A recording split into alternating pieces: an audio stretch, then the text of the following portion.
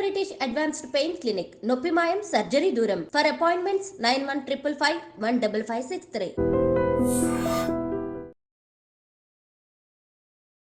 నేనే real Pushpa.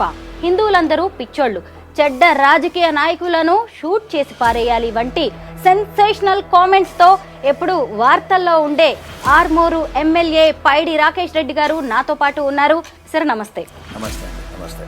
నాంపల్లిలోని BJP office మీద కాంగ్రెస్ శ్రేణులు చేసిన దాడి మీద మీ అభిప్రాయం చెప్పండి. ఒకవేళ మళ్ళీ ఇట్లాంటి పునరావృతం అయితే ఈ కిరాయి గుండాలు వీళ్ళ ఒక హిట్ కమిటీ లోపలనే గాంధీ భవన్ లేపేస్తాం. రేవంత్ రెడ్డి ఏడాది పాలన మీద మీ ఫీడ్బ్యాక్ రివ్యూ ఏంటి సార్? ఇదే వ్యక్తిగత కక్షలు లేకపోతే అయితే ఇప్పుడు మీరు కూడా నేనే రియల్ పుష్ప అన్నారు, ఎందుకు అనాల్సి వచ్చింది మీరు ఆ మాట? ఇప్పుడు మేము లీగల్గా చేస్తాము. లీగల్గా అంటే మీనింగ్ ఇప్పుడు అదేమో రియల్ పుష్ప, మేమందరం రియల్ పుష్పాలు.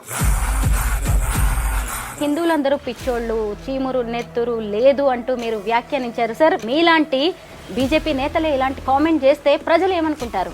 కాంగ్రెస్ అధికారంలోకి వచ్చినాక ఈ సంవత్సరం లోపల ఎప్పుడైతే ముత్యాలమ్మ గుడి కూలిందో దాంతో 11వ గుడి కూలదు.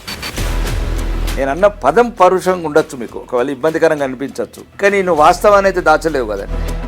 రాజకీయ నాయకులందరినీ షూట్ చేయాలి అని అన్నారు, ఎందుకు ఇలా అనాల్సి వచ్చింది? అసలు పాలిటిక్స్ అంటే మీ ఉద్దేశం ఏంటి? మీరు ఎమ్మెల్యే అయ్యి ఏడాది గడిచిపోయింది సార్, ఇప్పటి వరకు మీ పనితీరులో మీరు సాధించిన విజయాలేంటి? మేము భవిష్యత్ తరాల ముంగడ మాత్రం దోషులమే. ఎందుకంటే రేవంత్ రెడ్డి గారు ముఖ్యమంత్రి ఉన్నప్పుడు ఈ శాసనసభలో ఉండటం అవమానంగా భావిస్తున్నాం. కేటీఆర్ని అరెస్ట్ చేయడం, ఆయన జైలుకు పంపడం సాధ్యమేనంటారా? వాళ్ళ కుటుంబమే దీన్ని మొదలుపెట్టింది గేమ్. దాంట్లో ప్రధాన వ్యక్తి వచ్చి ఇప్పుడున్న ప్రస్తుత ముఖ్యమంత్రి. సార్, ఇంతకీ సంక్రాంతి తర్వాత తెలంగాణ రాష్ట్ర బీజేపీ అధ్యక్షుడిని నియమించబోతున్నట్టుగా తెలుస్తోంది. కాబోయే కొత్త ప్రెసిడెంట్ ఎవరంటారు?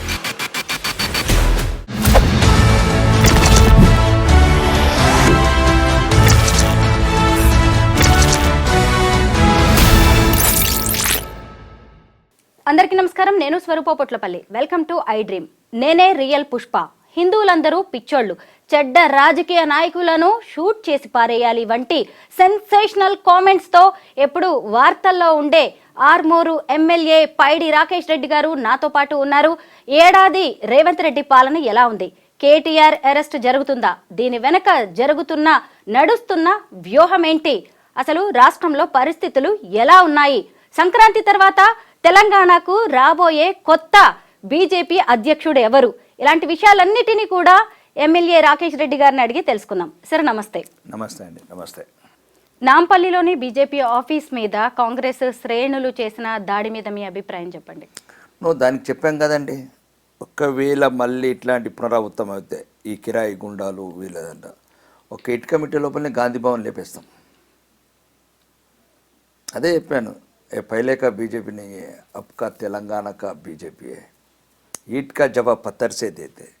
రెండోది ఇంకొకసారి చూడాలంటే కూడా భయపడాలి కాంగ్రెస్ వాళ్ళు.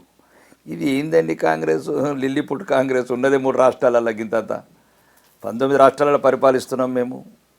బీజేపీ ఎన్డీఏ అలయన్స్లు అది ఇంకా తుమ్మితే ఊడిపోయే ముక్కు. ఏదో ఒక కాంగ్రెస్ మేము అసలు లెక్కలను పెట్టుకోవట్లేదు. అది ఇటలీ కాంగ్రెస్ అయిపోయింది కాబట్టి ఇంకా ఇండియా కాంగ్రెస్ అనేది ఎప్పుడో వెళ్ళిపోయింది. ఇంకా ఇటలీ కాంగ్రెస్ కూడా త్వరలోనే కనుమరుగవుతుంది. పుష్ప 2 సినిమా ఎంత రికార్డ్స్ క్రియేట్ చేసిందో మీకు తెలిసిందే. సంధ్యా థియేటర్ ఘటన సంగతి మీకు తెలిసిందే సార్. పాన్ ఇండియా లెవెల్లో తెలుగు సినిమా ఇండస్ట్రీని నిలబెట్టింది పుష్ప 2 సినిమా. అయితే ఇప్పుడు మీరు కూడా నేనే రియల్ పుష్ప అన్నారు, ఎందుకు అనాల్సి వచ్చింది మీరు ఆ మాట?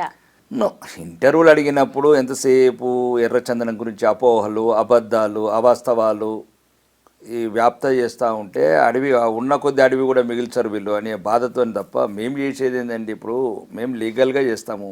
లీగల్గా అంటే మీనింగ్ ఇప్పుడు ప్రభుత్వ అధినేతలు యాక్షన్ పెడతారు. ఎట్లయితే హెచ్ఎండి ప్లాట్స్ రియల్ ఎస్టేట్ చేస్తుందో వాళ్ళు యాక్షన్ చేసినప్పుడు మేము కొంటాము.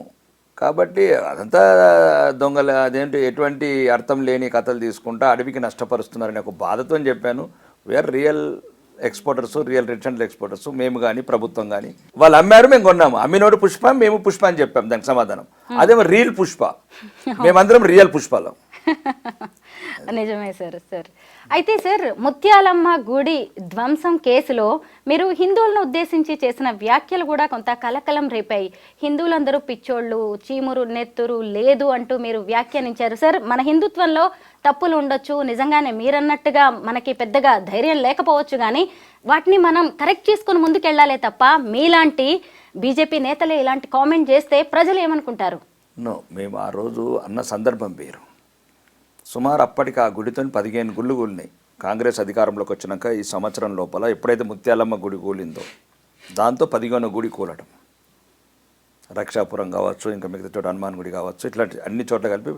అంటే ఇంకా ఒకవైపు గుళ్ళని తండుతుంటూ ఈ రకరకాల సమస్యలు చేస్తుంటే ఎక్కడ చైతన్యం లేకపోయింది, నిర్వీర్యమైపోతుంది జాతి అనే బాధలోకి వచ్చిన మాటలు.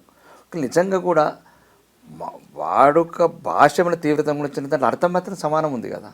ఇప్పుడు కూడా అదే అంటున్నాను, చీము నెత్తురే ఉంటే హిందువులకు అట్లాంటి సంఘటనలు ఎందుకు జరుగుతాయి? నేను అన్న పదం పరుషంగా ఉండొచ్చు, మీకు ఒకవేళ ఇబ్బందికరంగా అనిపించవచ్చు, కానీ నువ్వు వాస్తవాన్ని అయితే దాచలేవు కదండి. మన గుళ్ళే ఎందుకు కూలుతున్నాయి? మన గుళ్ళు మన దేవతలను ఎందుకు తండుతున్నారు? మన గుళ్ళే ఎందుకు కూలుతున్నాయి? ఇతర మతస్థులను ఎందుకు ఎవరు తండట్లేదు, ఎందుకు కూల్చట్లేదు? సార్, హిందుత్వం అంటే పరమత సహనం కలిగిన మతం సార్. ఇప్పుడు వాళ్ళొచ్చి మన గుళ్ళని కూలగొట్టారు అని చెప్పి మనం వెళ్ళి ఇంకొకళ్ళ ప్రార్థనా స్థలాలని కూలగొట్టాల్సిన అవసరం లేదు కదా. కాదండి, పరమత సహనం ఇప్పుడు అవసరం లేదు. ఎదుటివాడు మా మతం మీద సహనంగా ఉంటే మేము సహనంగా ఉంటాం. ఇది మార్చుకోండి, మీరు మీడియా కూడా మార్చుకోండి, మీ యాంకర్స్ కూడా, జర్నలిస్ట్ కూడా మార్చుకోండి ఈ పదాన్ని. అంటే వాళ్ళు ధ్వంసం చేస్తే మనం కూడా ధ్వంసం చేయకుండా భయం ఉండాలి. ఏం చేయాలంటారు? ఇప్పుడు రాబోయే ప్రభుత్వంలో చెప్తాం ఏం చేస్తాము. ప్రభుత్వం వచ్చేది ఉంది, వచ్చిన తర్వాత చూస్తాం. అంటే చూడాలంటే కూడా భయపడాలా సార్? రాబోయే ప్రభుత్వం అంటే భారతీయ జనతా పార్టీ ఇంకో 4 ఏళ్ల తర్వాత అంటున్నారా? 4 ఏళ్ళు కావచ్చు, 4 నెలల తర్వాత కావచ్చు. ఎప్పుడు ఎలక్షన్స్ వచ్చినా ఎదుర్కొంటాము. కొన్నిసార్లు ముందే అవుతాయి, కొన్నిసార్లు అర్ధాంతరంగా రద్దు అవుతాయి. ఏంటి సార్ మీ ఉద్దేశం? అంటే కాంగ్రెస్ గవర్నమెంట్ కూలబోతుంది అంటున్నారా? కూలబోతుందని అట్లేదు. మీరు అన్నది రాబోయే ప్రభుత్వం మీకు ప్రజాస్వామ్యయుతంగా, ప్రజాస్వామ్యంలో కొన్ని విలువలు ఉంటాయి, ఆ విలువలకు కట్టుబడి ఉన్నాము, ప్రజల సమస్యల మీద పోరాడుతున్నాము. కానీ ఎన్ని రోజులు ఈ రకంగా బాధలు పడాలి? మా గుళ్ళు కూలగొడుతుంటే, హిందువులను అవమానిస్తుంటే, స్వామి అయ్యప్ప స్వాములు వేసుకున్న దాంట్లో కాకి బూట్లోడు వస్తుంటే ఎన్ని రోజులు భరించాలా? అంటే ప్రతి ఒక్కరు అవమానిస్తారు ఎట్లా? అంటే అవమానించేందుకే ఉన్నామా ఈ దేశంలో? మేమే అవమానాల పాలు కావాలా? నాకు ఇది అర్థం కావట్లేదు. అంటే అవమానాలను అడ్డుకుంటే, అవమానాలను నిలదీస్తే కూడా మీరు ఈ రకంగా యాంకర్లు, జర్నలిస్టు ప్రశ్నలు అడిగితే ఎట్లా? సార్, మేము హిందువులమే సార్. హిందువులైతే నేను హిందువులు అందుకు కాదంటే 80% హిందువులం ఉన్నాము కాబట్టే ఈ పరిస్థితి ఉన్నది. సెక్యులర్ హిందువులు ఎక్కువైనరు. ఆ సెక్యులర్ హిందువు వల్లనే మాకు వచ్చిన సమస్య. ఎదుటివాడు సెక్యులర్ వేలో వెళ్ళాలి కదా మనం. అదేనమ్మా, పరమత సహనం ఉండాలంటున్నావు. ఎదుటివాడికి ఎందుకు చెప్తలేవు ఆ మాట? అందరికీ చెప్తా. ఎక్కడ చెప్తుంటే గుళ్ళ ఎట్లా దండుతారు? బూటకాలతో మా దేవతను ఎట్లా దండుతారు? ఎదుటి వాళ్ళకు నువ్వు పరమత సహనం చెప్తే బూటుకాలతోని మా ముత్యాలమ్మ తల్లిని తండెట్ల కొడుకు, మా రక్షాపురంలో గుడిని ఎట్లా కూలగొట్టి నా కొడుకులు. ఇది కాదు, ఇది కాదండి సార్. మీరు ఒక్కసారి ఇది ఇట్లాంటి మార్చండి. పరమత సహనం ఎదుటివాడుకుంటేనే మాకు ఉంటుంది, వాడికి లేకపోతే ఇంకా మాకు ఉండదు. ఈ గుళ్ళ ధ్వంసాన్ని వీటన్నిటిని ఆపాలంటే మనం మళ్ళీ మన ప్రభుత్వం వచ్చిందాక వెయిట్ చేయాల్సిందేనా? లేదు, ఎదుర్కొంటున్నాం కదా. ఏదంటే ఇప్పుడు ఒకటంటే కొన్ని చట్టబద్ధ సంస్థలు ఉంటాయి. ఇక్కడ ఒక ప్రజాస్వామ్య పరిపాలన దేశం ఉంది, రాజ్యాంగం ఉంది. రాజ్యాంగానికి లోబడి మేము ఉన్నాము, రాజ్యాంగ విలువలకు కట్టుబడి ఉన్నాం. కాబట్టి ప్రజాస్వామ్యయుతంగా ప్రభుత్వాన్ని దృష్టికి తీసుకెళ్ళాము, చర్యలు తీసుకోమన్నాము, చూస్తున్నాం, వెయిట్ చేస్తున్నాము. కానీ సమయం వచ్చినప్పుడు హిందువులంతా ఐక్యత కావాలని కోరుకుంటున్నా. ఇట్లాంటి సంఘటనలు జరగద్దంటే ఏకైతో సేఫే. మనకు మనమే కావాలి, మనకెవరు లేరు, ఎవరు రారు, అంతే. మనకు మనమే కావాలి. రాజకీయ నాయకులందరినీ షూట్ చేయాలి అని అన్నారు. ఎందుకు ఇలా అనాల్సి వచ్చింది? అసలు పాలిటిక్స్ అంటే మీ ఉద్దేశం ఏంటి? అసలు మీరే ఉద్దేశంతో రాజకీయాల్లోకి వచ్చారు? నేను రాజకీయ నాయకులు అందరిని అనలేదు, చెడ్డ వాళ్ళని మాత్రమే అన్నాను. చెడ్డ వాళ్ళని మాత్రమే చట్టం ముందు నిలబెట్టి ఉరి పెట్టాలి. ఒక వీలైతే దాని చట్ట సవరణ మార్చి కొద్దిగా అక్కడి వరకే రాజకీయ నాయకులు చెడ్డ రాజకీయ. ఎందుకంటే 75 సంవత్సరాల తర్వాత కూడా ఇంకా పేదరికం అలానే ఉండిపోవటము, పూరి గుడిసెలలో పేదలు ఉండటం, అంటే 500 మంది అమ్మాయిలకున్న స్కూల్లో ఒకటే బాత్రూమ్ ఉండటం, ఎటువంటి అంటే గ్రామీణ ప్రాంతంలో గ్రామీణ భారతంలో అంటే కొన్ని మౌలిక వసతులు అట్లనే ఉండటం అంటే ఇది నా ఉద్దేశంలో అది. అంటే ఏదైతే ఇప్పుడు 145 కోట్ల భారతం ఉందో ఈ భారతంలో ఉన్నవాడు అవుతున్నాడు, ఎదిగిపోతున్నాడు, ఓకే అది వ్యాపారాలు చేసి వెళ్ళడం వేరు. కానీ రాజకీయ నాయకుల ప్రధాన కర్తవ్యం ఏంటంటే ఎక్కడైతే పేదరికము నిరక్షరాస్యత ఇవ్వున్నదో ఇవిట్లా కట్టడి చేయాలి. కానీ ఇప్పుడు చూడండి ఈ రీసెంట్లీ 7 లక్షల మంది స్టూడెంట్స్ డ్రాప్ అవుట్ అయ్యారు. 7 లక్షల మంది స్టూడెంట్స్ ఎవరండి? గవర్నమెంట్ స్కూళ్ళలో ఎవరు చదువుతున్నారు? మీ పిల్లలా మా పిల్లలా? పేద పిల్లలు, పేద పిల్లలు. ఎవరి రాజకీయ నాయకుల పిల్లలు చదవట్లేదు, గవర్నమెంట్ ఆఫీసర్ల పిల్లలు చదవట్లేదు, గవర్నమెంట్ టీచర్ల పిల్లలు కూడా చదవట్లేదు. మరి ఎలా అనేది ఆ బాధలో ఆవేదనలో వచ్చిన పని. నేనేమన్నానంటే మంచి రాజకీయ నాయకులను వదిలేసి చెడ్డ రాజకీయ నాయకుల్ని అంటే ఉరికంబం ఎక్కించాలి భారత చట్టాల ప్రకారం. వీలు కాకపోతే చట్టాన్ని సవరణ చేసి షూట్ చేసేయాలని నేను అంటున్నాను. సార్, క్రైమ్ హిస్టరీ ఉన్న కొంతమంది లీడర్స్కి మీ పార్టీ కూడా సీట్లు ఇచ్చింది, కొంతమంది గెలిచారు. నేను క్రైమ్ హిస్టరీ గురించి మాట్లాడలేదండి. క్రైమ్ హిస్టరీ ఇస్ డిఫరెంట్, శిక్షలు పడటం వేరు. చెడ్డవాళ్ళు, చెడ్డ రాజకీయ నాయకులు అంటే ప్రజలని నమ్మించి గొంతు కోసి మీకు అన్నీ చేస్తాము, మీకు ఇల్లు కట్టిస్తాము, మీకు పెన్షన్లు ఇస్తాము, మీకు రేషన్ కార్డులు ఇస్తాము, 6 గ్యారెంటీలు అని చెప్పి 420 గ్యారెంటీలు అని చెప్పిన రాజకీయ నాయకులు. మరి మీరు ఏ ఉద్దేశంతో రాజకీయాల్లోకి వచ్చారు? నేను వచ్చిన ఉద్దేశం దేశం, ధర్మం, న్యాయం అంటే ఆ ఐడియాలజీ ఉన్న పార్టీ. ఎందుకంటే ఇక్కడ 1947 ఆఫ్టర్ ఫ్రీడమ్ డెవలప్ అవుతున్న ఒక రిలీజియన్ ఇష్యూస్ కావచ్చు, లేదు ఇప్పుడు ఏదైతే సంవిధానం అంటున్న కుటుంబం ఆ సంవిధాన్ని చీల్చి ముక్కలు చేసిన గాంధీ కుటుంబం కావచ్చు, ఈరోజు దేశవ్యాప్తంగా ఒక భావజాలాన్ని వ్యాపింపజేస్తున్న రాహుల్ గాంధీ గారి మాటలు గల్ల కావచ్చు, ఇవన్నీ మనం భారతీయ జనతా పార్టీకి రావడం జరిగింది. వచ్చిన తర్వాత కూడా ఇక్కడ కనీసంగా కావాల్సిన నేను కొట్లాడేది కూడా అవిటికే కొట్లాడుతున్నాను. విద్య, వైద్యం, ఉపాధి, అంతే. ఆ 3 ప్రధాన ఎజెండాగా. మిగతాది పేదలకు ఇల్లు కావచ్చు, మౌలిక వసతులు, ఇప్పుడు సీసీ రోడ్లు కావచ్చు, డ్రైనేజ్ కావచ్చు, ఇట్లా మాదంతా గ్రామీణ ప్రాంతం గల నియోజకవర్గం కాబట్టి ముఖ్యంగా వీటి మీదనే ఫోకస్ చేస్తున్నాను నేను.